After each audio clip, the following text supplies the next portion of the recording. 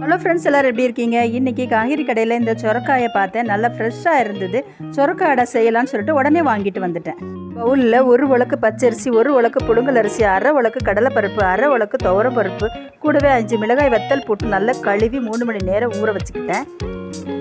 நல்லா ஊறின பிறகு மிக்சி ஜாரில் கொஞ்சம் கொஞ்சமாக சேர்த்து இட்லி மாவு பதத்துக்கு அரைச்சி எடுத்துக்கிட்டேன். அரைச்ச மாவில் தேவையான அளவு உப்பு, 1 டீஸ்பூன் காயப்பொடி போட்டு நல்லா கலந்துக்கிட்டேன். கலர் வேணும்னா மஞ்சள் பொடி கூட நீங்கள் கலந்துக்கலாம். சொரக்காவை கட் பண்ணிவிட்டு நடுவில் இருக்கிற விதைகளை எல்லாம் நீக்கிட்டு தோலையும் நல்லா சீவி எடுத்துக்கிட்டேன். அதுக்கப்புறம் துருவுறதில் வச்சு துருவி மாவு கூட சேர்த்துக்கிட்டேன். கூடவே பொடி பொடியாக கட் பண்ண 2 பெரிய வெங்காயம், முருங்கைக்கீரை சேர்த்து நல்லா கலந்து விட்டு சூடான தோசை கல்லில் ஊற்றி சுற்றி எண்ணெய் விட்டு திருப்பி போட்டு நல்லா வேக வச்சு எடுத்தால் சூடான சுவையான சொரக்காய் அடை ரெடி. நீங்களும் ட்ரை பண்ணி பார்த்துட்டு கமெண்ட் பண்ணுங்கள் ஃப்ரெண்ட்ஸ். தேங்க்யூ.